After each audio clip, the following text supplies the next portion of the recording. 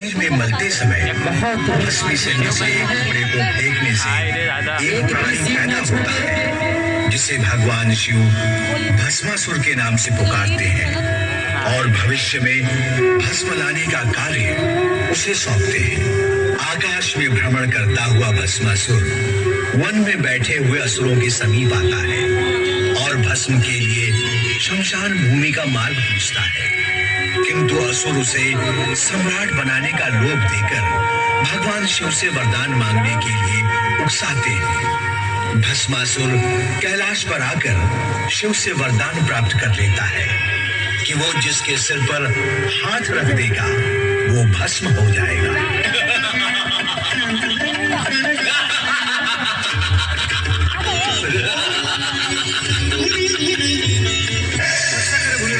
भोलेनाथ, तो क्या अब हमारी कृपा से दुष्परिणाम भी होते हैं?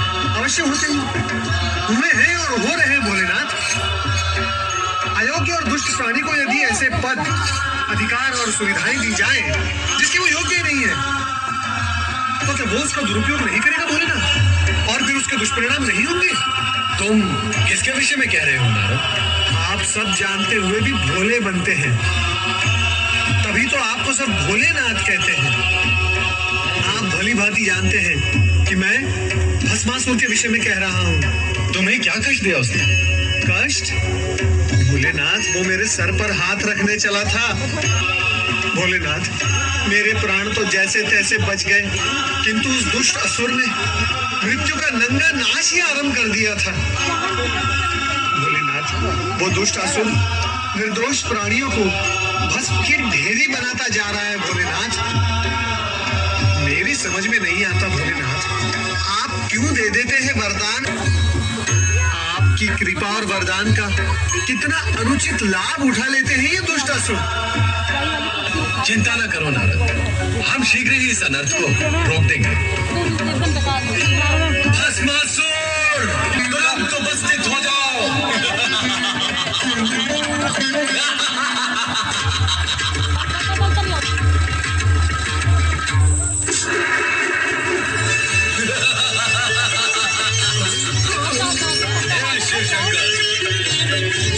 आपके दिए हुए वरदान का प्रयोग करके अत्यंत सुख की प्राप्ति हो रही है।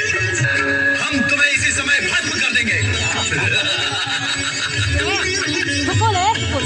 भस्म करने का काम जब तुम करते थे वो युग गया भस्मधारी।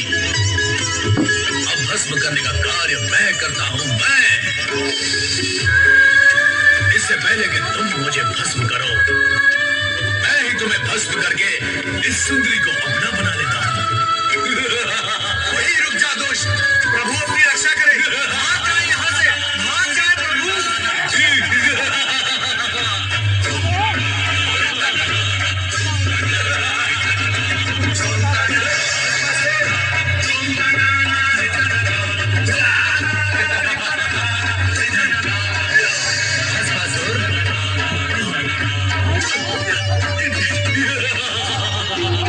रक्षा करें प्रभु, श्री हरि, प्रभु हमारी रक्षा करें।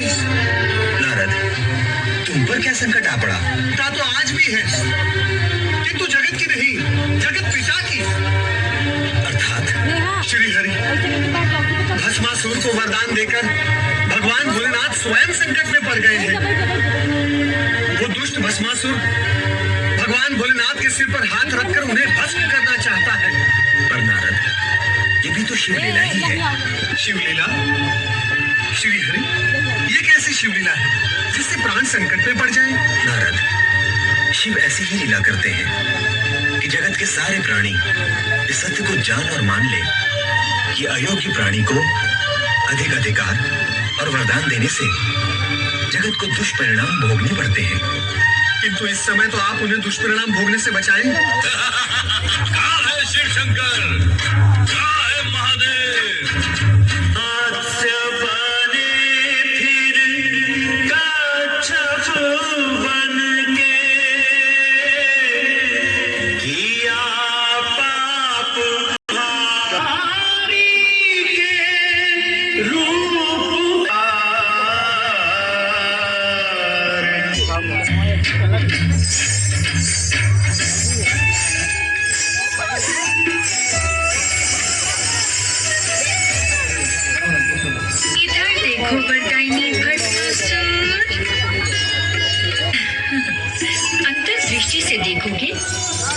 मैं तुम्हें पार्वती से अधिक सुंदर दिखाई दूंगी।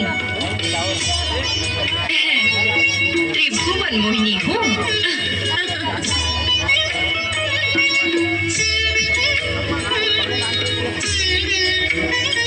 रूप और सुंदरता में मेरी बराबरी करने वाली अन्य कोई सुंदरी इस जगत में नहीं है।